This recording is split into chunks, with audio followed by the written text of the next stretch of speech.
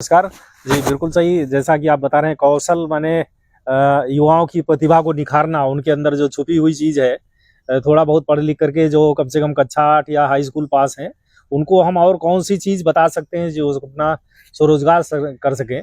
तो उसके लिए उत्तर प्रदेश सरकार की जो स्कीम है, भारत सरकार के सहयोग से एक कौशल विकास मिशन ही उसका नाम है, वहाँ से आती है। उसमें 40 कर्मचारियों को हमको जो बेरोजगार युवा हैं, कक्षा 8 पास हैं कम से कम, उनको 18 साल से ज़्यादा उम्र के हैं, उनको हमको प्रशिक्षण देना है। उसमें 20 हमारे सामान्य कैटेगरी के होंगे और 20 अनुसूचित जाति या जनजाति की कैटेगरी के होंगे। ये लाभार्थियों को चयन किया जाएगा और इसके लिए आवेदन पत्र आने भी शुरू हो गए हैं। जिन लोगों ने अभी तक नहीं अप्लाई किया है, छूट गए हैं, वो अभी भी अप्लाई कर सकते हैं। अब हम ये सूचना जरूरी है कि हमारे बस्ती केंद्र के लिए इसमें सभी जो प्रशिक्षणार्थी आएंगे उनको 100% व्यवस्था सरकार की तरफ से की गई है।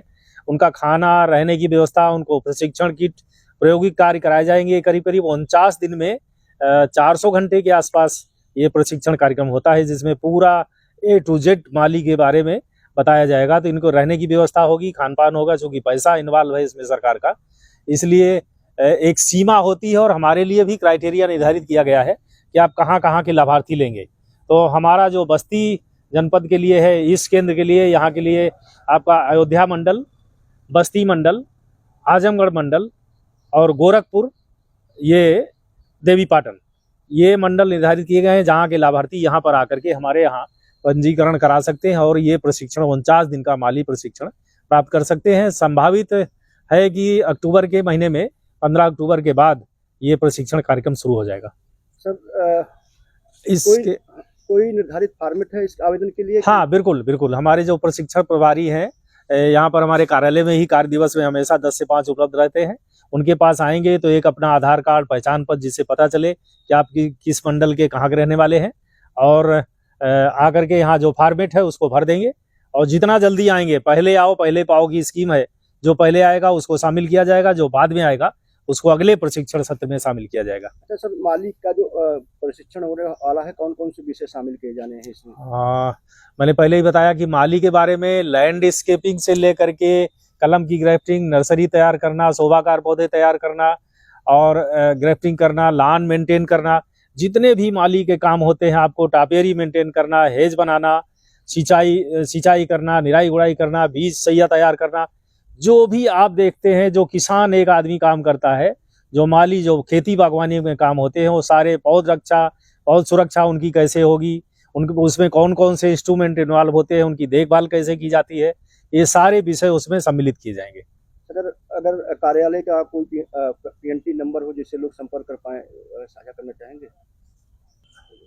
हाँ, जो हमारे युवा दूर दराज के रहने वाले हैं, उनको प्रारंभिक जानकारी के लिए आने की आवश्यकता नहीं है, पैसा और समय न बर्बाद करें। उसके लिए हमारा जो दूरभाष नंबर है 05542 24 68 43, 05542 24 68 43, इस नंबर पे एक बार सूचना प्राप्त कर लें और जो प्रारंभिक सूचना मिल जाएगी, आकर के फॉर्म सबमिट करके प्रतिभाग कर सकते हैं। एक और प्रशिक्षण कार्यक्रम होगा, ये तो हमारा 49 दिन का है, जिसमें हम माली बनाएंगे, माली का सर्टिफिकेट देंगे।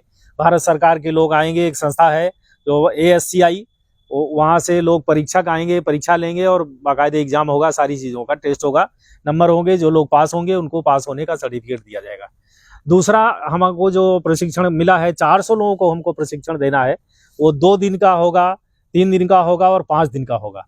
इसमें भी इन्हीं सब 5 मंडलों से जो हमने बताया, देवीपाटन, अयोध्या, बस्ती, गोरखपुर और आजमगढ़, इन मंडलों के किसान, इसमें उम्र दराज लोग भी आ सकते हैं, जो बड़े हैं, जो बागवानी कर रहे हैं, खेती कर रहे हैं, सब्जी खेती कर रहे हैं, उनको भी हम जिला उद्यान अधिकारी के माध्यम से चयन करके बुलाएंगे, उनके माध्यम से आएंगे और उनको भी हम 3 दिन में बागवानी में आप क्या कर सकते हैं, साग भाजी में क्या कर सकते हैं, फूलों खेती में क्या कर सकते हैं और मधुमक्खी पालन, मशरूम उत्पादन, इन सब का व्यवहारिक पूरा प्रशिक्षण ये दिया जाएगा। इसमें 400 की संख्या है।